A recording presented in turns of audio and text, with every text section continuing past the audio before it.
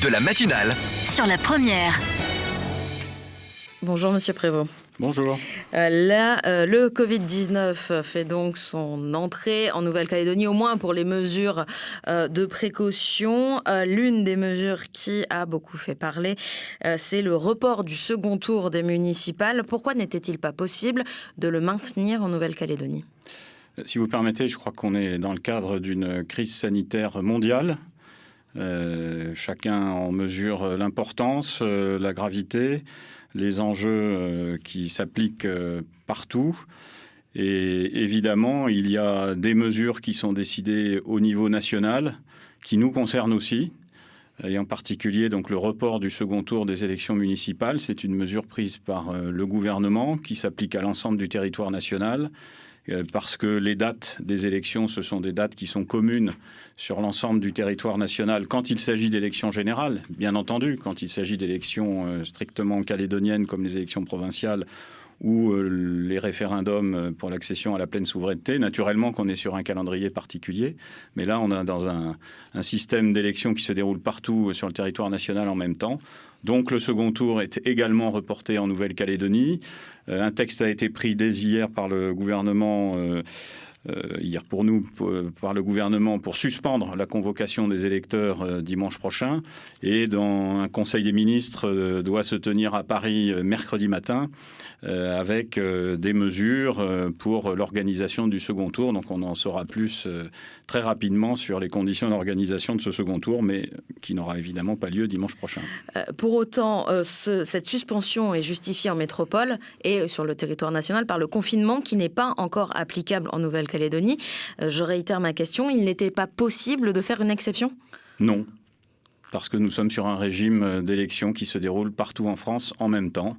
Et donc, c'est cette logique qui a prévalu dans un contexte de prise de décision extrêmement bref, vous l'avez compris. Je crois que les attentes de nos concitoyens, aujourd'hui, elles se portent d'abord aussi sur les mesures sanitaires, les mesures qui ont été décidées hier avec le gouvernement de Nouvelle-Calédonie. Les élections municipales, ça viendra ensuite. Alors, pour autant, on va continuer sur le sujet, si vous le permettez. Quelles vont être les conséquences ? Il y a, vous l'avez dit, le dépôt des listes est interrompu, mais il y avait des candidats qui avaient déjà lancé les impressions, qui avaient déjà avancé des fonds en prévision de ce second tour. Au niveau des comptes de campagne, comment ça va se passer ? Écoutez, ce qui est certain, c'est que les résultats du premier tour sont acquis, c'est-à-dire que les listes qui l'ont emporté vont procéder à l'élection des maires et des exécutifs locaux d'ici la fin de la semaine. Et puis là où il y a le premier tour, c'est-à-dire dans 22 des communes, n'a pas permis d'élire une liste dès le premier tour, évidemment, dans les jours qui viennent, on va en savoir plus. La Calédonie n'est pas la seule concernée par ce que vous indiquez. On va en savoir plus sur la façon dont la campagne électorale s'organisera, la date qui sera retenue et les questions que vous évoquez de prise en charge des frais qui ont été engagés éventuellement compte tenu de la brièveté des délais dans lesquels les décisions ont été prises par rapport au calendrier. Mais encore une fois, tout ça va se préciser et je pense que pour l'immense majorité de nos concitoyens, le sujet, c'est d'abord la gestion de la crise sanitaire en cours. La spécificité de la Nouvelle-Calédonie sur le point électoral, et ce sera ma dernière question sur le sujet, ça reste le référendum du 6 septembre. On évoque le mois de juin pour le report des municipales, du second tour des municipales. Quelles conséquences ça pourrait avoir sur le scrutin référendaire ? Les élections municipales, chacun s'accordait à le dire avant, ce sont des élections très locales où la personnalité des candidats joue beaucoup. On le voit bien d'ailleurs à la lecture des résultats du premier tour. Certes, perturbés par les conditions météorologiques qui ont pu jouer un rôle dans le déroulement du scrutin. Mais on est quand même sur des élections très locales. Donc évidemment, on va avoir peut-être, si la date de juin est maintenue, on va avoir à un moment donné l'engagement de la campagne pour le référendum qui va sans doute se faire. Voilà, je crois que nos compatriotes de Nouvelle-Calédonie, nos concitoyens de Nouvelle-Calédonie ont quand même en tête qu'on est sur des sujets différents, avec d'ailleurs des campagnes différentes. Les indépendantistes ont quand même parlé de tremplin pour le référendum quand ils parlaient des municipales avant que le Covid-19 prenne cette ampleur. Oui, mais encore une fois... Qui aurait pu prévoir il y a encore quelques semaines la situation dans laquelle aujourd'hui l'ensemble des pays se trouvent face à cette crise. Donc on va s'adapter. Je crois qu'il va d'ailleurs falloir intégrer tous que nous allons devoir nous adapter. dans la vie quotidienne, j'imagine qu'on va en reparler, comme dans les échéances institutionnelles. Donc nous avons cette date du 6 septembre pour nous, évidemment, qui est très particulière. Ça n'est pas à l'ordre du jour actuellement. Nous travaillons avec d'ailleurs nos correspondants parisiens pour que les textes qui sont encore attendus pour organiser le scrutin le 6 septembre sortent dans les délais et nous permettent de dérouler le processus qui était prévu. 7h07. Vous êtes bien sur la première, je le rappelle, l'invité de la matinale. Ce matin, nous sommes en compagnie du haut-commissaire Laurent Prévost. Le standard est ouvert. Vous pouvez poser dès à présent toutes vos questions au 258. Charlotte Mestre. Monsieur Prévost, il y a donc tout un tas de mesures qui ont été annoncées hier pour éviter que le Covid-19 ne prenne de l'ampleur en Nouvelle-Calédonie, alors que je le rappelle, il n'y a pour l'instant aucun cas avéré. Votre premier message, ça a été un appel à la responsabilité et au civisme des Calédoniens. Qu'est-ce que ça comprend ? Comme le président de la République l'a fait à l'intention de l'ensemble de nos concitoyens dans son intervention, on est face à une crise inédite. On est face à une crise qui demande une adaptation en permanence à des faits et à des réalités. Et donc, ce qui est important, c'est que chacun se sente en charge de la prévention de la diffusion de l'épidémie, que chacun se sente en responsabilité de jouer un rôle dans la limitation de la diffusion du virus. Nous n'avons pas de cas avérés en Nouvelle-Calédonie, il faut le redire. Nous faisons tout avec les autorités de Nouvelle-Calédonie pour empêcher l'introduction du virus, pour en retarder l'introduction si on n'arrivait pas à l'empêcher. Il y a été rappelé hier par le président du gouvernement la nécessité d'appliquer dès maintenant les mesures barrières. Il y a des mesures de confinement qui sont mises en place pour ceux qui arrivent en Calédonie depuis hier soir par la voie aérienne. Donc tout ça, ce sont des mesures extrêmement fortes, mais il faut que chacun s'en sente responsable. Ce n'est pas simplement les pouvoirs publics, que ce soit le gouvernement de Calédonie, les provinces, l'État, qui sont en charge de lutter contre ce phénomène. C'est chacune et chacun, dans sa vie quotidienne, dans sa vie citoyenne, dans le fait de ne pas relayer de fausses informations, dans le fait de ne pas se précipiter pour diffuser des messages erronés sur les réseaux sociaux, comme on en a vu encore toute la journée hier. Et donc, avec des phénomènes derrière en chaîne, de gens qui se précipitent dans les magasins pour aller faire du surstockage, alors qu'il n'y a aucune raison de le faire. Donc ça, déjà, ça, c'est la responsabilité individuelle. Et l'autre responsabilité individuelle, évidemment, c'est de respecter les mesures de prévention sanitaire. Pour les personnes qui sont arrivées hier soir, vous le rappeliez, c'est de respecter les mesures de confinement et de quatorzaine qui ont été mises en place. C'est de se sentir, voilà, chacune et chacun dans un rôle à jouer, un rôle de citoyen, un rôle civique qui peut-être va nous obliger en effet à changer des habitudes, à changer des façons de se saluer, à changer des façons de vivre notre quotidien, mais qui sont absolument indispensables dans le contexte actuel. On se dirige du côté du standard pour accueillir Didier. Bonjour Didier, vous avez une question à poser, on vous écoute. Oui, bonjour à vous et bonjour au CER.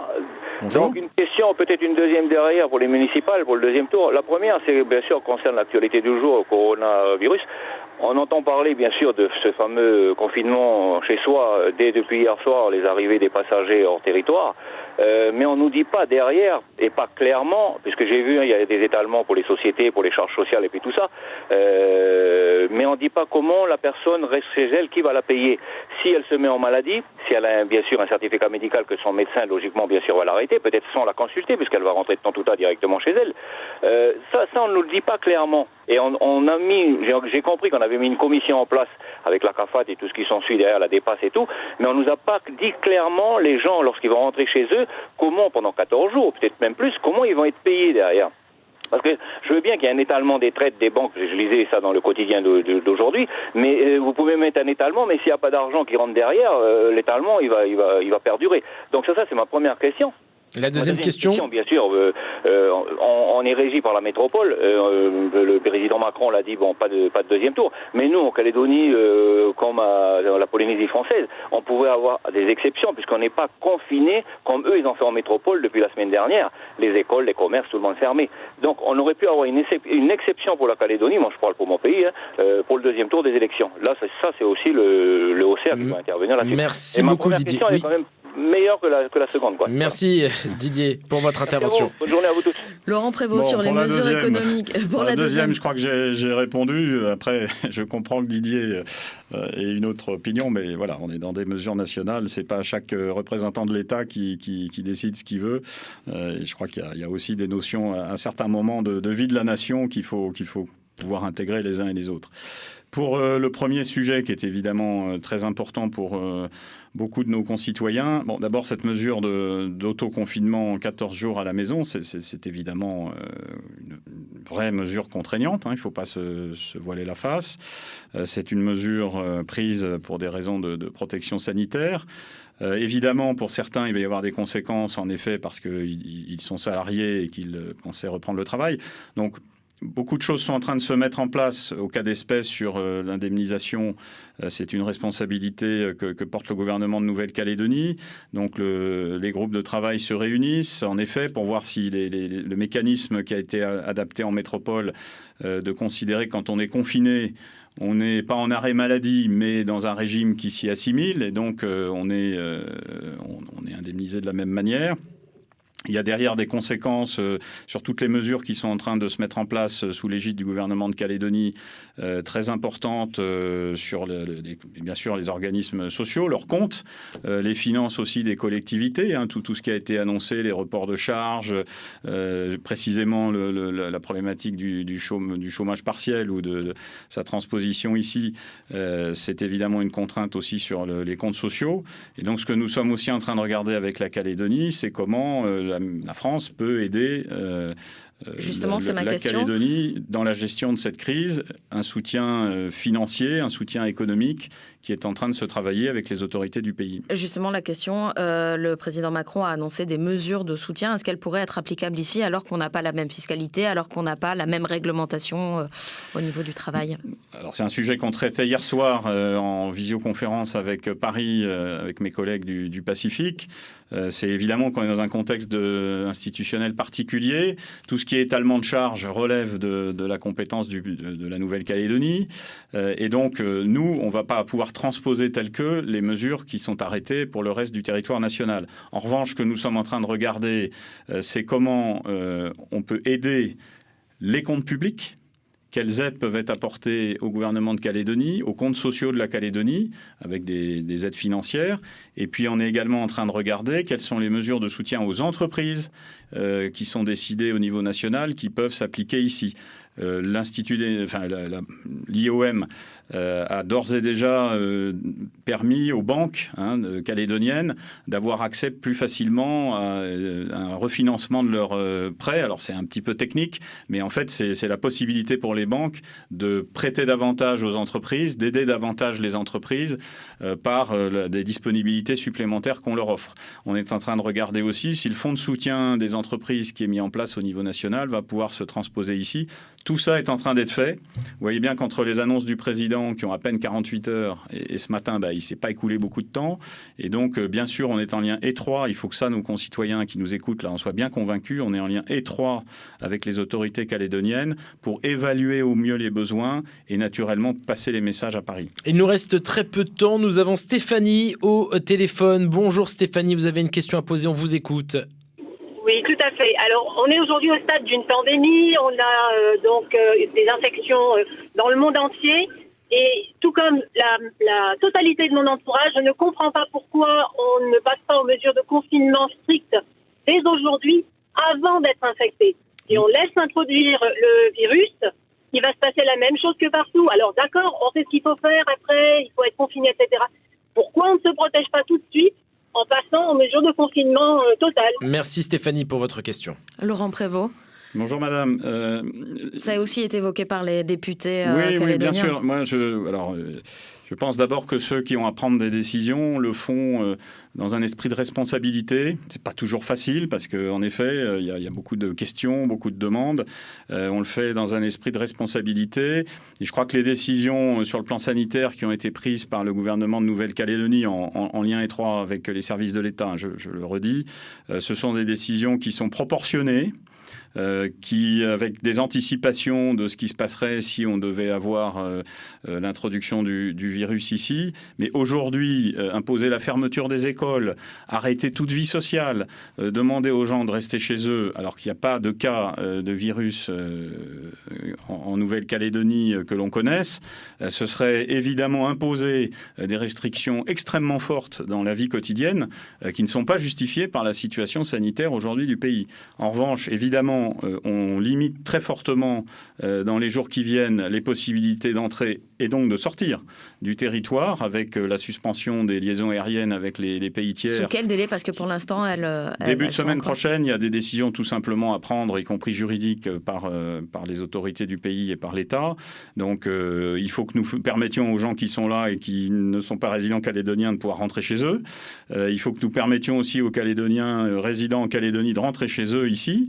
Donc, on est en train d'évaluer très finement avec les compagnies aériennes, avec les consulats, de quel délai et de quelle capacité de transport nous avons besoin. Moi, j'invite en tout cas ceux qui sont aujourd'hui en Nouvelle-Calédonie et qui ne sont pas résidents, qui veulent repartir dans leur lieu de résidence, à anticiper, si c'est pas le cas déjà, si c'est pas déjà fait, à anticiper leur retour et à regarder comment ils vont pouvoir, s'ils souhaitent repartir dans un état extérieur, comment ils vont pouvoir s'organiser pour le faire dans les jours à venir, parce qu'il va y avoir une restriction très importante des liaisons aériennes. Quand on dit qu'on maintient un lien minimal avec la métropole, c'est un lien minimal. Il ne faut pas s'attendre. On parle de combien de vols par semaine ? On est en train de l'évaluer là aussi, mais il est clair que le vol quotidien n'aura plus lieu d'être et qu'on va s'orienter, en tout cas pour le trafic de passagers, on ne parle pas du fret, les vols passagers vont être très sensiblement réduits avec la métropole. Et avec les États tiers, Australie, Nouvelle-Zélande,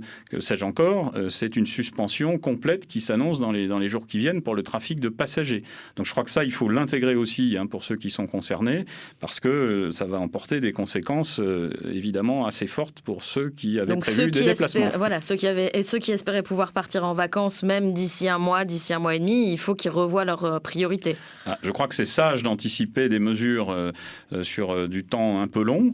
Air France là, vient d'annoncer une suspension de 90% de ses vols prévus pour 2 mois.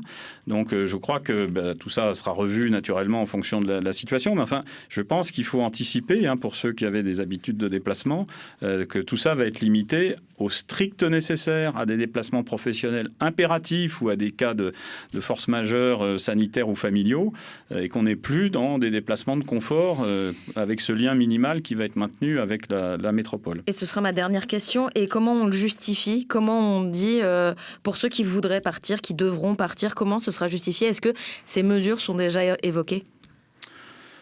Encore une fois, on y travaille dans des temps extrêmement courts. De toute façon, si on a une capacité fortement réduite en termes de sièges, on sera amené naturellement à prioriser ceux qui pourront emprunter cette voie. On est en train de le faire avec en particulier Air Calin, de voir déjà combien de billets étaient pris pour des gens qui avaient besoin de revenir ici ou qui ont besoin de sortir du pays. Tout ça va s'affiner dans les jours à venir, on va le communiquer. Mais enfin, voilà, il faut anticiper cette restriction très forte des capacités de déplacement à l'extérieur du pays ou vers le pays dans les tout prochains jours, pour des raisons là aussi de gestion de cette crise sanitaire. Laurent Prévost, commissaire de la République en Nouvelle-Calédonie, merci d'avoir été notre invité ce matin. Merci. C'était l'invité de la matinale sur la première. C'est pas trop tôt. C'est pas trop tôt. Avec Nico